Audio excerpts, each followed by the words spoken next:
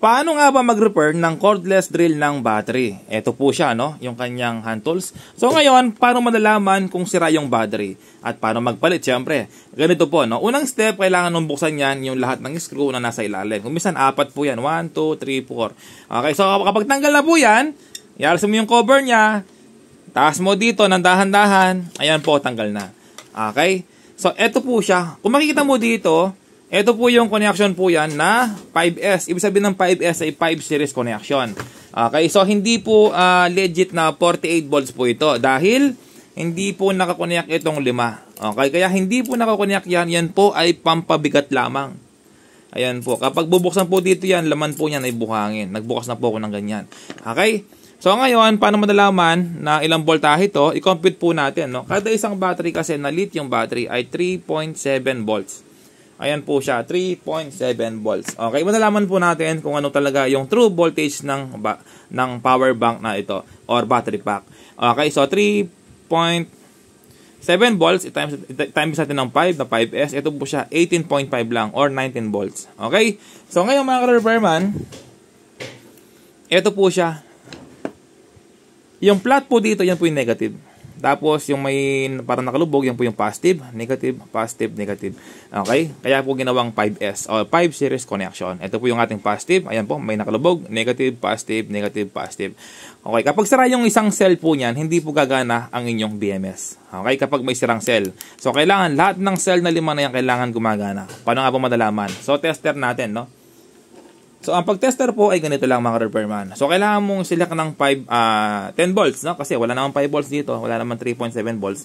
So, 10 volts tayo. Okay, kapag 10 volts, so kailangan 5 volts sa gitna, di ba? Kasi nga 10, ito po siya yung 10, no? Yung DC. So, 10 po yan. So, 5 nasa gitna. Asan po yung 5? Ito po. Okay, 6 volts ito. So, kailangan 3.7 volts bago dumating ng 4 volts. Okay, so ngayon mga repairman, ganito lang, no? Positive, negative lang.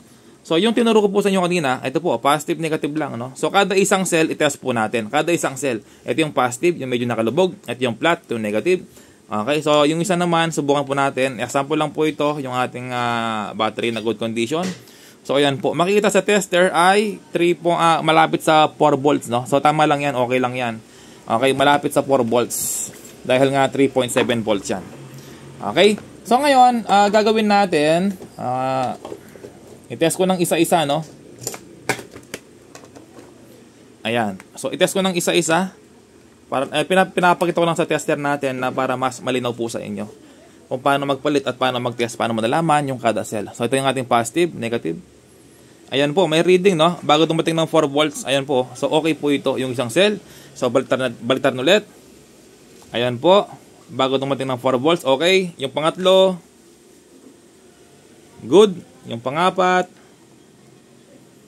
good. Yung panglima, yung pinakailalim, good. Okay, so good po lahat yan. Okay, kapag meron isang cell na hindi nag-reading or wala pong voltage output, ibig sabihin yun po yung sira. Kaya ayaw gumana ng kanyang cordless drill. So, kailangan nung palitan. Paano nga ba? So, ganito po, no? Kailangan mong alisin yan, kuha ka ng flat screw, sungkitin mo, tapos ugutin mo palabas. Okay, ayan po, palabas lang siya, no? So, ngayon, negative po yan at positive sa kabila. Kung paano mo siya tinanggal, ganun mo rin ibabalik. Okay, hindi mo kailangan baklasin lahat. Kailangan mo siyang itulak. Tanggal na yung flat bar na yan, tulak mo. Ngayon, kung wala kang spot welding, so kailangan mo lang siyang inangin. Soldering iron lang, no? Gumamit ka ng 60 watts para kumakapit yung lead. So ngayon, paano nga ba mag-order ng battery? So kailangan alam mo ito.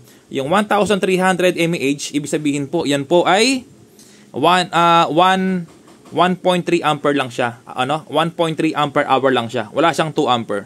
Okay, so madaling salita, ito po yung bibilin mo. Kailangan tugma sa panggagamitan. 1.3 ampere hour dapat or 1,300 mAh dapat. Huwag kang bibili na ganitong battery. Huwag kang bibili ng mataas na, halimbawa, lalagay mo to, yung 1,200 mAh. Ayan po, kita nyo? Huwag kang bibiling ganyan. Hindi tugma sa panggagamitan. So, kailangan bilhin mo yung tugma na AH sa battery.